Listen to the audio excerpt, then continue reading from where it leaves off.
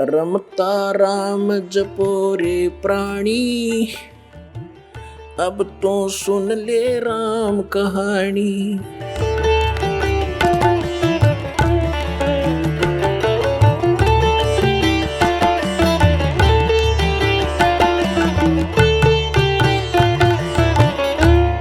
सतगुरुदेव की जय।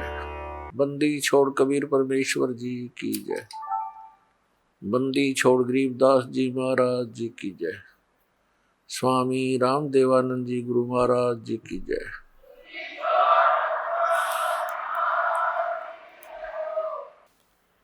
अब गुण किए तो बहुत किए, करत न मानी हार, बावे बंदा बख्श दियो, बावे गर्दन उतार। परम पिता परमात्मा पूर्ण ब्रह्म परम अक्षर ब्रह्म कबीर परमेश्वर जी हैं। ये अनंत ब्रह्मांडों के उत्पादक हैं, ये सब के सृजनहार हैं। परमात्मा की खोज में आत्मा उसी दिन से लग गई जिस दिन से ये इस काल के जाल में फंसी थी। क्योंकि जो सुख इस आत्मा को सतलोक के अंदर था, यहां इस काल के लोक के किसी कोने में नहीं है। उस सुख की खोज करते करते ये महास्वर्ग में भी पहुंच गई, जिसको यहाँ का सबसे सुप्रीम यानी सबसे श्रेष्ठ सुख में सथल बताते हैं। वहां भी वो सुख नहीं है, वहां भी ऐसे ही आग लगी है जैसे इस पृथ्वी पर है। वहां पर भी वही प्राणी है जो यहाँ शुभ कर्म करके अच्छी भक्ति करके इस काल के सतर की, और वहां पहुंच गए। वहां उनको अच्छी पोस्ट मिल गई, देव शरीर प्राप्त हो गया, वहां का जो सुंदर शरीर है। और जो यहाँ राग द्वेष, ये काम क्रोध मोह लोभ अहंकार, ये सारे विद्यमान हैं, खचाखच भरे हम ऊपर के लोकों के में रहने वाले प्राणियों में। तो वहां भी ये ऐसे ही अपना टाइम पास करके फिर नरक में चले जाते हैं। नरक का समय पूरा करके फिर ये 84 लाख योनियों में भटकते रहते हैं। पुण्यात्माओं, परमात्मा पाने के जो साधन है वो भिन्न भिन्न नहीं है, एक ही मंत्र है, एक ही विधि है, यानी एक जैसे ही वो सब क्रियाएं हैं। और हम परमात्मा पाने के लिए कोशिश करते करते अपने जीव सतर की सोच से और अन्य लोक वेद के आधार से हम महापुरुषों से मिलते हैं। क्योंकि ये विशेषकर हिंदू धर्म के प्राणियों में, पुण्यात्माओं में एक विशेष आस्था है परमात्मा की, और उनको इतना ज्ञान है सदग्रंथों के आधार से कि गुरु के बिना मोक्ष नहीं होता।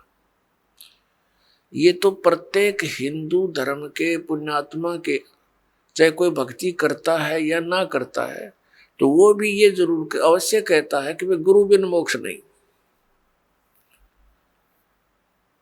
तो ऐसी व्यवस्था अन्य किसी भी धर्म में नहीं रही। जैसे सिख धर्म के अंदर गुरु परंपरा थी, लेकिन बाद में वो केवल गुरु ग्रंथ साहिब को ही गुरु मानकर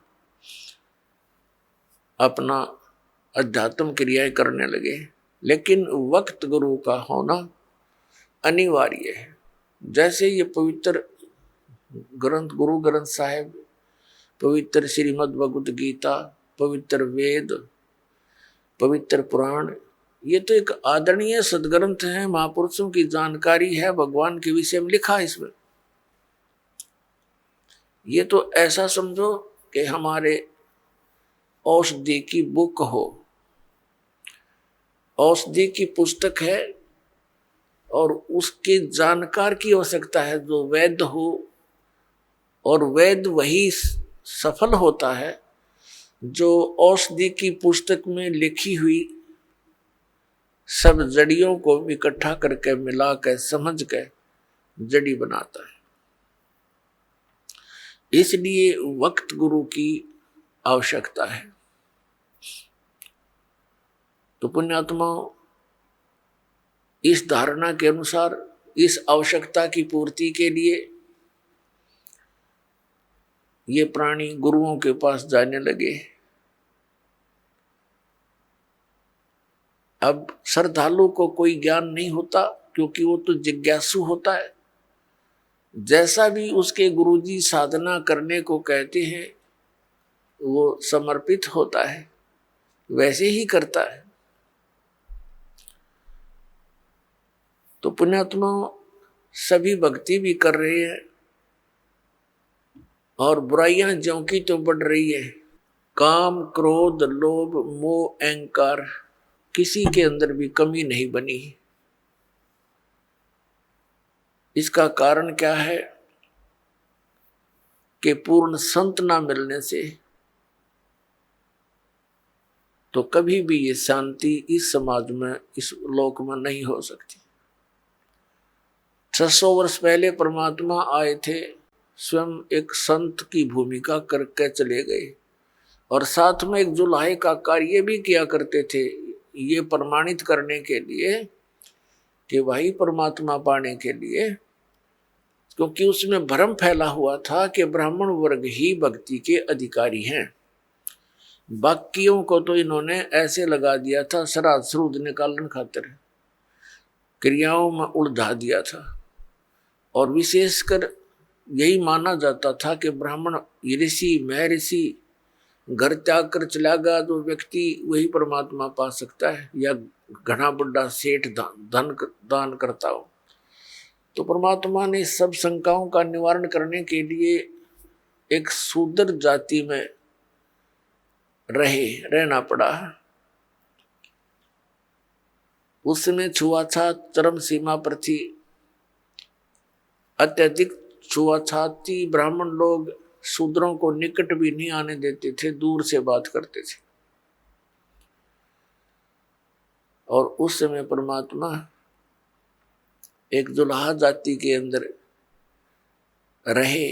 वैसे तो उनका जन्म नहीं हुआ था, सतलोक से आए थे, सहशरीर आए थे। एक नवजात शिशु का रूप धारण किया था कमल के फूल पर, बाहर एक तालाब सरोवर के अंदर। वहां से एक नीरू नीमा नाम के जुलाहा दंपति उठा ले गए थे, और वहां परमात्मा की परवरिश लीला होने से, और फिर दुल्हाए का कार्य करते हुए जनता को ज्ञान भी देते थे, भक्तों को यथार्थ ज्ञान समझाते थे, सूक्ष्म वेद का प्रचार करते थे। वो यही हमें ये प्रमाणित करने आए थे, एक उदाहरण देने आए थे कि परमात्मा पाने के लिए जाति और धर्म और कर्म, यानी जैसे कोई ज्यादा बड़ा सेठ यानी धन अधिक या कम, ये इसके लिए कोई मायने नहीं रखता। गुरु पूरा हो और शिष्य सूरा हो, सूरमा। सूरमा का अर्थ है कि इस भक्ति मार्ग पर जो प्राणी लगता है तो उसकी सब क्रियाएं अन्य संसारिक व्यक्तियों से भिन्न होती है, तो उसमें हमारा समाज बाधा करता है। और जो उन बाधाओं की परवाह ना करते हुए आगे बढ़ता है इस भक्ति मार्ग पर, वो सूरवीर होता है। कौन कौन थे सूरवीर? जो आप जी को बहुत जिनका ज्ञान है सुप्रसिद्ध है। धरु थे सूरवीर, प्रहलाद थे सूरवीर, और मीराबाई थी सूरवीर, और स्वयं परमात्मा तो वो मालिक थे ही थे, वो तो सूरवीरों के सूरवीर और सब भगवानों के भगवान कबीर परमेश्वर जी। और अब वर्तमान में ये दास देख रहा है कि मेरे इस परमात्मा के ज्ञान से परिचित इस दास के अनुयायी ये सूरवीर।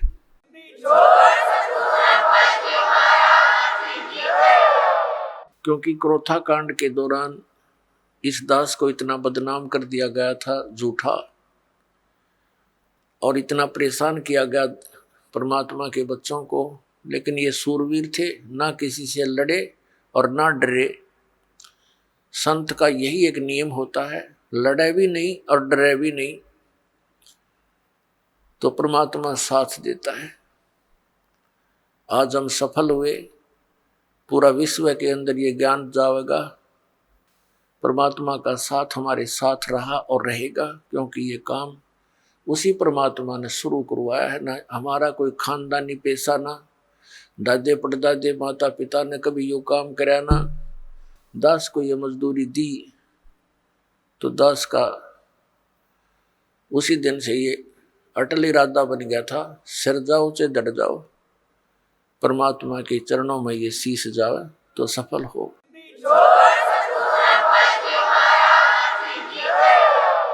आप सुन रहे थे जगत गुरु तत्वदर्शी संत रामपाल जी महाराज जी के मंगल प्रवचन। अधिक जानकारी के लिए विजिट कीजिए हमारी वेबसाइट www.jagatgururampalji.org। संत रामपाल जी महाराज जी के शुभ आशीर्वाद से पूरे विश्व भर में 500 से भी ज्यादा नाम दीक्षा केंद्र हैं, जिन पर संत रामपाल जी महाराज जी द्वारा ऑनलाइन निशुल्क नाम दीक्षा दी जा रही है। अपने नजदीकी नाम दीक्षा केंद्र का पता करने के लिए संपर्क करें 8222880541।